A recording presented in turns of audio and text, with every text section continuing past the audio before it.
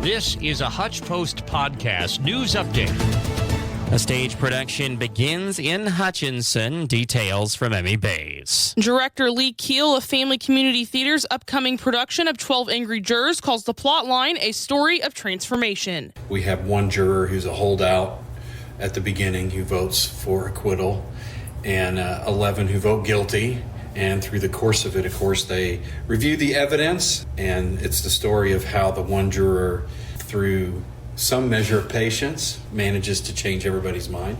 The story of transformation is a transformation in the life of the main protagonist. Shows at the Flag begin tonight. They go the 20th through the 22nd at 7:30 p.m. and the 23rd at 3 p.m. at 310 North Main. You can get tickets at familycommunitytheater.org. We have a link at hutchpost.com. South Korea's presidential office has condemned an agreement reached by Russia and North Korea that vowed mutual defense assistance in the event of war and says it will reconsider its policy of limiting its support to Ukraine to non-lethal supplies. The comments by a senior presidential official on Thursday came after the office issued a statement condemning the agreement reached by Russian President Vladimir Putin and North Korean leader Kim Jong-un in their summit in Pyongyang on Wednesday. The office said the agreement posed a threat to South Korea's security and warned that it will negatively affect Seoul's relations with Moscow. The Salina Fire Department is raising funds for a community safe haven baby box. The fire department said in a statement on Wednesday,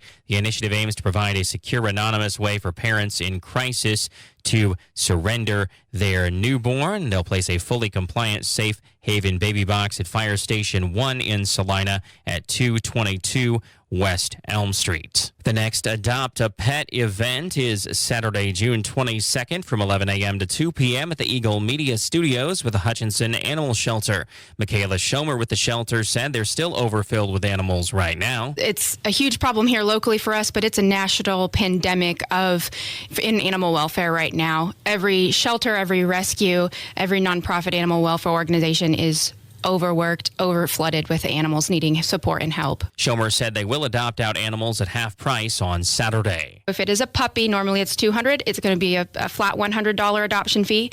If it's an adult dog, they're normally $150, so that's going to be a $75 adoption fee. Our cats at the shelter, kittens will be $50 and adults will be $25. More details on Adopt a Pet at hutchpost.com. Louisiana has become the first state to require that the Ten Commandments be displayed in every public school classroom. Republican Governor Jeff Landry on Wednesday signed the bill mandating the displays. The Republican drafted legislation requires a poster of the Ten Commandments in large, easily readable font in all public classrooms from kindergarten to state-funded universities. Opponents questioned the law's constitutionality. Civil rights groups, including the American Civil Liberties Union, promised a lawsuit. Proponents say the purpose of the measure is not solely religious, but that it has historical significance. Classrooms must display the Ten Commandments by the start of 2025. Tropical storm Alberto is rumbling toward northeast Mexico as the first named storm of the season, carrying heavy rains that left 3 people dead but also brought hope to a region suffering under a prolonged severe drought.